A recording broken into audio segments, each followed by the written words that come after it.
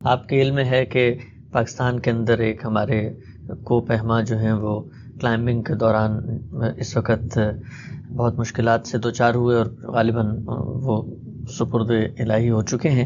تو اس پہ ایک سوال لوگوں نے پوچھا سوشل میڈیا پہ کہ جب آپ کو پتہ ہو کہ اس طرح کی جگہوں پہ جانے سے آپ کی زندگی ہلاکت میں پڑ سکتی ہے تو کیا مسلمانوں کو اس طرح کی کسی جگہ پر یہ ایڈونچرس کلائمبنگ اور یہ پہاڑوں پہ چڑھنا اس طرح کا کام کرنا چاہیے؟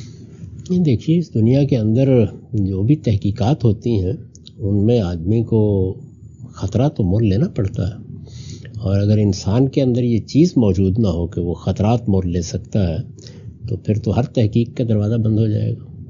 بلکہ تحقیق تو بہت بڑی چیز ہے، شاید عشق بھی کوئی نہ کر سکے، اس لیے کہ اس میں بھی بڑے خطرات ہوتے ہیں. آپ دیکھیں کہ سخت سردی میں شیخ سعدی نے بعض حکایتیں لکھی ہیں کہ وہ شاک، یعنی جس طرح کی سردی اس وقت ہمارے اس شہر میں پڑ رہی ہے، اس طرح کی سردی میں باہر بیٹھے ہوئے ہیں کہ یہاں سے کہیں سے محبوب گزرے گا تو ایک نظر دیکھ لیں گے. تو یہ جو انسان کے اندر جذبہ ہے یہی اصل میں انسان ہے.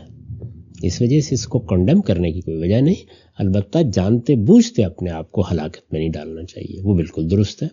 اس میں ہوتا کیا ہے، اس میں امکان ہوتا ہے کہ خطرہ بھی پیش آ جائے گا، اور اس کا بھی امکان ہوتا ہے کہ آپ ایک بڑی کامیابی حاصل کر لیں گے. اگر انسان اس طریقے سے چیزوں کو دیکھنے لگ جائے تو پھر تو نہ جنگ کر سکتا ہے، نہ اپنی عزت کا دفاع کر سکتا ہے، نہ کسی بڑے مقصد کے لیے کوئی قربانی دے سکتا ہے، نہ علمی اور تحقیقی طریقے کچھ نتائج نکل سکتے ہیں. یہ جو آپ آسمانوں کی طرف پرواز کرتے ہیں اس میں ہی بڑے خطرات ہوتے ہیں، امکان تو اس بات کا بھی ہوتا ہے.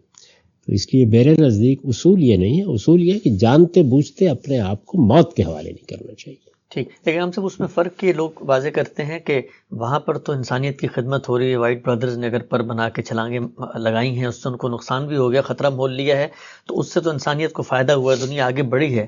لیکن ایک پہاڑ کے اوپر آپ چڑھ گئے، وہاں پر آپ نے فوٹو کھینچی، وطن کا جھنڈا لگایا، ترانا پڑا اور واپس نیچے آ گئے، اس سے انسانیت کو کیا فائدہ ہوگا؟ دیکھیے بات یہ ہے کہ یہ ایک دوسری بات ہے کہ ہمارے ہر علم کو نافع ہونا چاہیے، یہ بالکل صحیح ہے، لیکن نافع علم تک پہنچنے کے لیے بھی ایک جذبہ، ایک ہمت درکار ہوتی ہے.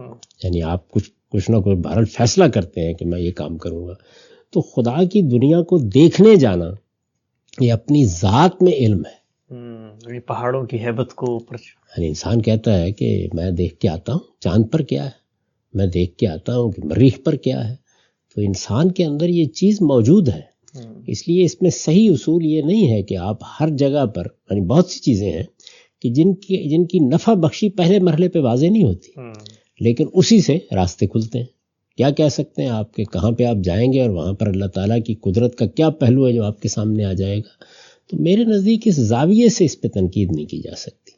تنقید اسی طریقے سے کرنی چاہیے کہ آپ ایسا کوئی اقدام نہ کریں جس میں ہلاکت نظر آ رہی ہو. یعنی پوری تیاری کریں، اس علم کو حاصل کریں جس علم کے ذریعے سے آپ آگے بڑھ رہے ہیں، اور پھر اس کے بعد اللہ تعالیٰ پہ بھروسہ کریں. یعنی ہلاکت کے سپرد اپنے آپ کو کر دینا یہ تو خودکشی ہے، لیکن خطرے تو ہر جگہ موجود ہوں. ٹھیک. اچھا، ہم سے بعض لوگوں نے کہا جو اس تجربے سے گزرے، انہوں نے کہا کہ ہم پچھلے 30-40 سال میں دیکھتے ہیں کہ انہی تجربات سے گزرنے کے نتیجے میں گرم کپڑے اور یہ سروائیول کی جو کٹس ہیں اور کھانے پینے کی پریزرویشن ہے، ان میں اتنا لوگوں نے غور و فکر کیا کہ اگر آپ پہاڑ پہ چڑھتے ہیں تو اس میں اتنی ترقی ہوئی ہے کہ جو گرم کپڑے آج لوگوں کو میسر ہیں وہ 40-50 سال پہلے نہیں تھے. تو انسان ہی نے ان مقامات کو دریافت کیا، وہاں گیا تو اس سے بھی ایجادات ہوئی، تو یہ ایک فائدہ مند چیز تو بن جاتی ہے. دیکھیے بات یہ ہے کہ فوائد تو ہو سکتا ہے کہ پہلے مرحلے میں سامنے نہ آئے، یعنی بہت سی کاوشوں کے بعد سامنے آئے، لیکن انسان کے اندر سے اگر یہ دائیا آپ چھین لیں گے تو وہ تو بالکل بے حوصلہ ہو کے رہ جائے گا. یہ حوصلہ مندی اپنی ذات میں ایک قدر ہے، یعنی یہ ایک ویلیو ہے. اس لیے اس کو اسی نگاہ سے دیکھنا چاہیے. ایسے لوگوں کی تحسین کرنی چاہیے، ہمت کرتے ہیں، میں آپ تو نہیں کرتے. تو اس کا مطلب یہ ہے کہ وہ مجھے یہ دعوت دے رہے ہیں کہ کسی اور میدان میں جس میں نفع بخشی بھی ہو سکتی ہے میں بھی اسی طریقے سے حوصلہ مندی کے ساتھ آگے بڑھوں. یہ حوصلہ ہے جو فیصلہ کن ہوتا ہے بہت سے غیر معمولی معاملات میں. اور یہ غالب صاحب جو قرآن مجید نے ایک تعبیر اختیار کی ہے انسانوں کے بارے میں کہ ظلم جہولا ہے، تو اس سے بھی یہ کوئی چیز حوصلہ مندی انسان کی جڑتی ہے. قرآن مجید نے یہی بات کہی ہے، یہ کہا ہے کہ انسان کو جب ارادہ و اختیار دیا گیا تو اس نے لپک کر اس کو قبول کر لیا. حالانکہ ارادہ و اختیار ایک ایسی چیز ہے کہ دیکھنے یا سننے کو تو یہ ایک نعمت محسوس ہوتی ہے، لیکن اس کے نتائج بڑے غیر معمولی ہیں۔ تو اس پر تبصرہ کیا ہے قرآن مجید نے کہ انسان اپنی فطرت کے لحاظ سے انہ کان ظلوما جہولا، یعنی وہ کسی چیز کے عشق میں مبتلا جب ہوتا ہے تو اپنے آپ کو خطرے میں ڈال دیتا ہے، ظلم ہے۔ اور جذبات میں ایسے مبتلا ہوتا ہے کہ وہ جذبات ہی اس کا اصل بدر کا بن جاتے ہیں۔ اگر یہ جذباتی طاقت آپ کے اندر موجود نہ ہو تو حوصلہ بندی ختم ہو جائے۔